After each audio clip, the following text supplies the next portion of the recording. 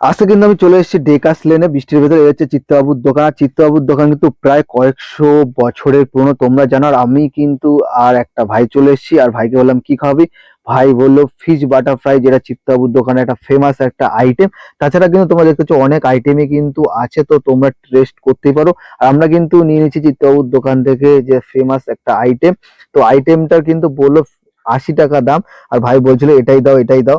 তো ভাই খাওয়াবে, তো এই জন্য আমিও বললাম। আর এদিকে কিন্তু কাকা যারা সার্ভ করে ওই দোকানে থাকে, তারা কিন্তু এখন আমাদের সেই ফিশ বাটার ফ্রাইটা দিচ্ছে। এটা কিন্তু প্রপারলি ভেটকি মাছের তৈরি হয়, ঠিক আছে। 80 টাকা কিন্তু দাম, দামটাও কিন্তু অনেকটাই বেশি। কাসুন্দি দিয়ে আর একটু শশা দিয়ে হয়তো সামথিং দেবে। আর দেখো কত কাস্টমার, বৃষ্টির ভেতরে কিন্তু ডেকাস লেন প্রচন্ড ভিড় থাকে, ঠিক আছে।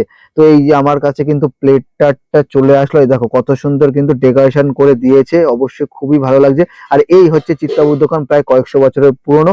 তো এবার কিন্তু এটা খেয়ে আমি তোমাদের বলবো কেমন খেতে, ঠিক আছে। একটু ভেঙে নিলাম। আর দেখো ফিশ গুলো কিন্তু জাস্ট বেরিয়ে আসছে, যে এতটা ফিশ দিয়েছে তোমরা বুঝতে পারছো, পুরোটাই কিন্তু ভেটকি মাছের তৈরি।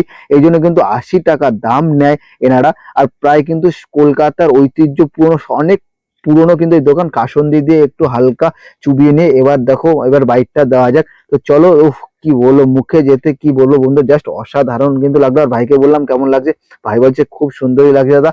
তো এই হচ্ছে দোকানটা। তো আর এদিকে অনেকে কিন্তু বসে বসে